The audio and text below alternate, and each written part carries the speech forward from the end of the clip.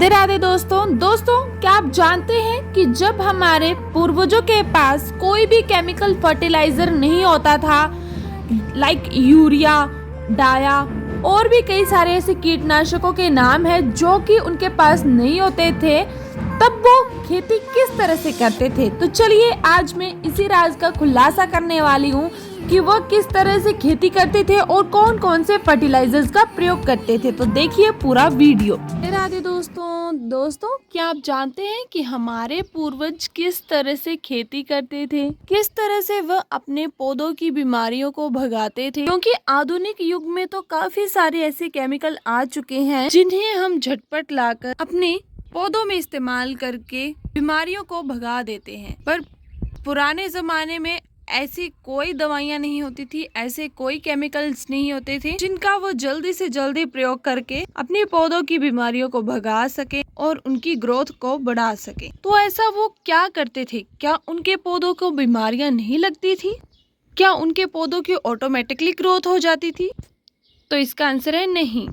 वो भी कई प्रकार की खादों का इस्तेमाल करते थे और लिक्विड फर्टिलाइजर का इस्तेमाल करते थे, बट वो केमिकल फर्टिलाइजर्स नहीं होते थे क्योंकि उस युग में तो उस जमाने में तो ये सब चीजें इन्वेंट ही नहीं हुई थी। तो वो क्या करते थे, घरेलू चीजों से ही अपनी खेती बाड़ी किया करते थे। तो चलिए जानते हैं किस तरह से वो अपनी खेती बाड़ी करते थे, अपने पौधे की ग्रोथ को बढ़ाते थे, अपने पौधों को रोगों से मुक्त करते थे। तो वो किस चीज का प्रयोग करते थे?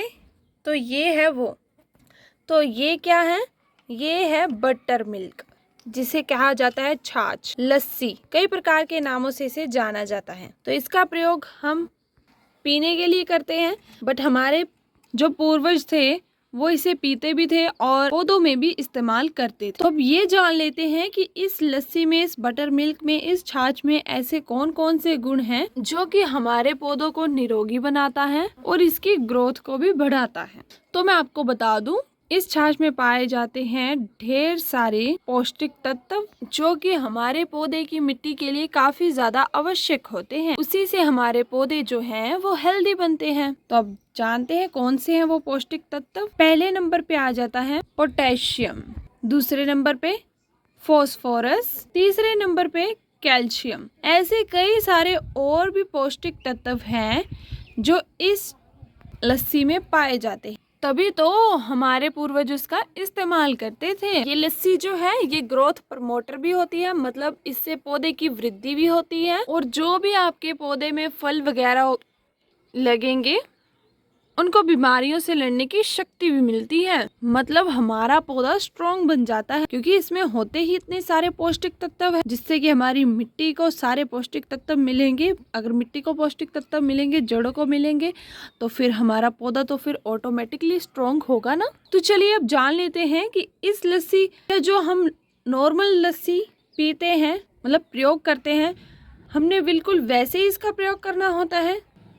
तो इसका जवाब है हाँ भी है और ना भी है। बट अगर आप अच्छे तरीके से इस लस्सी का असर देखना चाहते हैं अपने गार्डनिंग में, तो आपने क्या करना है, एक गिलास लस्सी लेनी है और उसे 5-6 दिनों के लिए रख देना है। जब वो अच्छे से खट्टी हो जाए तब हमने इसका प्रयोग करना है। अब हमने ऐसा क्यों करना है, इसे इतने दिनों तक क्यों रखना है? क्योंकि इतने दिनों तक इसे रखने से ये फिर और भी अच्छे तरीके से कार्य करती है, इसीलिए छाछ को 5-6 दिनों तक आपने रख देना है। अब बात कर लेते हैं कि इसका इस्तेमाल किस तरह से करना है। क्या अब डायरेक्ट दे देंगे हम इसे? तो इसका जवाब है नहीं, क्योंकि इसमें इतने सारे पौष्टिक तत्व होते हैं। अगर हम इसे बिना डाइल्यूट, बिना पानी में मिक्स किए दे देंगे तो इतने सारे पौष्टिक तत्वों को हमारी मिट्टी जो है वो इनहेल नहीं कर पाएगी और जिसकी वजह से हमारा पौधा खराब भी हो सकता है। इसीलिए इन चीजों को हमेशा डाइल्यूट करके ही देना होता है।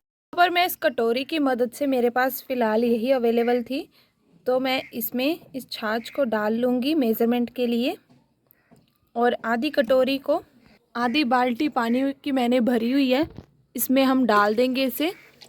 और यहाँ पर हमारा रोग निवारक, ग्रोथ प्रमोटर, लिक्विड फर्टिलाइज़र छाछ का बनकर तैयार हो चुका है। अब हम इसका प्रयोग किसी भी फलदार पौधे में कर सकते हैं, ऐसे पौधों पे भी कर सकते हैं जिनको रोग लगा हुआ है की ग्रोथ नहीं हो रही है। और जैसे हमने यहाँ पर फूल लगाए हैं तो फूलों में भी इसका प्रयोग हम कर सकते हैं। इससे हमारी मिट्टी जो है वो काफ़ी ज़्यादा पौष्टिक तत्वों से भरपूर हो जाएगी और प्लांट्स जो है वो काफ़ी ज़्यादा मात्रा में अच्छे तरीके से ग्रो करेंगे।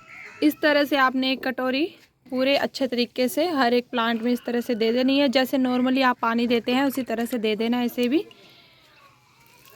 और ये जो छाछ है ये एक बहुत ही बढ़िया फफूंदनाशक भी होता है, फंगिसाइड्स। जैसे आपके पौधों को फंगस लग जाती है, अगर आप इसका प्रयोग करते हैं तो फंगस भी चली जाती है इससे।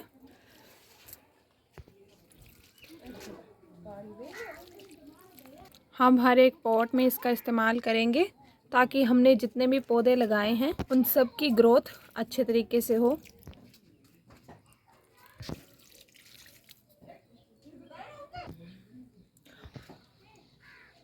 तो दोस्तों ये जो आप देख रहे होंगे ये क्या है, ये मैंने क्रेट में 20 प्रकार की कटिंग्स यहाँ पर लगाई हुई हैं। तो इनमें भी हम इस लिक्विड फर्टिलाइज़र का प्रयोग करेंगे ताकि ये और भी अच्छे तरीके से ग्रो अप हो।